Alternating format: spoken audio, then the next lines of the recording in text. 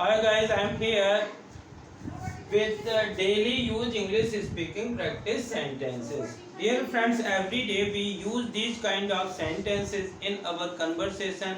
When we talk to each other or one another, then we use these kind of sentences. So dear friends, if you also want to learn these sentences, then please like, share and subscribe my YouTube channel Pankaj Institute of English. So let's start.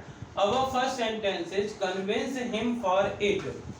जब हमको किसी चीज को, किसी व्यक्ति को मनाना होता है या तैयार करना होता है तो इस प्रकार का सेंटेंस यूज करते हैं कि कन्विंस हिम फॉर इट, इसके लिए उसे मनाओ, इसके लिए उसे मनाओ। तो हम इस प्रकार का यूज सेंटेंस कर सकते हैं। डियर फ्रेंड्स, कभी कभार कोई व्यक्ति किसी के गुणों को देख करके उसका इतना फैन हो जाता है, इतना कि हर चीज में उसके लिए पागल होता है। यदि हम किसी को ये कहना चाहते हैं कि वह आपके लिए पागल है तो he is crazy for you, he is crazy for you. जब हम कोई काम करना चाहते हैं तो यदि मन लगा करके उस काम को करते हैं तो उस काम में हमको सफलता मिलती है। और यदि हम मन लगा करके काम किसी को बोलना चाहते हैं कि मन लगाकर काम करो तो इसको बोलेंगे work wholeheartedly, work wholeheartedly मतलब दिल लगाकर काम करो। जब कभी कोई व्यक्ति बोलता है कि आपने ऐसा देख लिया था फिर क्यों नहीं बोला, और यदि आप ये कहना चाहते हैं कि मैं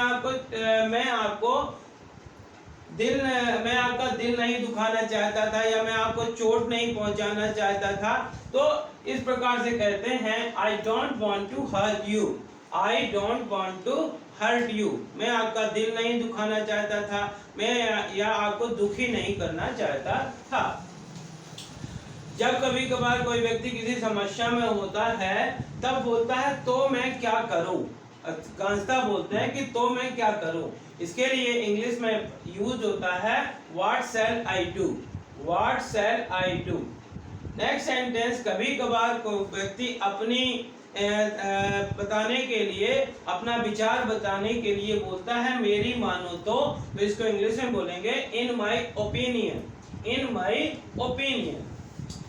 और आपने देखा होगा जब कभी कभार बैठे रहते हैं तो बोलते हैं कि मैं आपको कुछ बताना चाहता हूं अकेले में, सबके सामने नहीं। और यदि आप कहना चाहते हैं कि यहाँ सब अपने हैं, यहाँ सब अपने हैं, तो इसको बोलेंगे all are ours here, all are ours here. यहाँ तो सब अपने, यहाँ सब अपने हैं। जब कभी कभार आप पास्ट की, बचपन की बातों को इस प्रकार से बताना चाहते हैं, पास्ट में हैबिट को बताना चाहते हैं कि हम ऐसा किया करते थे, तो वहाँ पे हम यूज्ड टू का यूज करते हैं। जैसे we used to play together, we used to play together, हम साथ में खेला करते थे, हम साथ में खेला करते थे।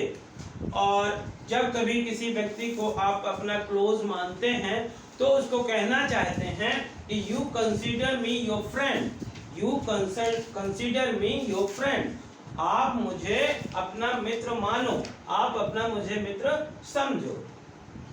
और जब कभी कभार इस प्रकार से हम किसी बात को लेकर के रिपेंट, पछताते हैं, सोचते हैं कि शायद उसने ऐसा किया होता तो ऐसा हो चुका होता, तो इसके लिए हम वुड हैव का यूज करते हैं। जैसे he would have learned English, वह अंग्रेजी सीख चुका होता, वह अंग्रेजी सीख चुका होता। तो dear friends, if you practice these kind of sentences, then you will have a lot of vocabulary to speak English. So dear friends, practice these sentences again and again by reading, by writing or by listening. So dear friends, I hope कि आपको इस प्रकार के ये sentence पसंद आए होंगे। यदि इनमें से एक भी सेंटेंस आपको पसंद आया हो तो प्लीज़ इस वीडियो को ज़्यादा से ज़्यादा लाइक करिए, शेयर करिए, और यदि आप चैनल के लिए नए हैं तो प्लीज़ इसे सब्सक्राइब करिए, बेल आइकॉन को प्रेस करिए ताकि इस प्रकार के वीडियो जब भी अपलोड हो तो उनका नोटिफिकेशन आप तक पहुंच सके। Thank you for watching.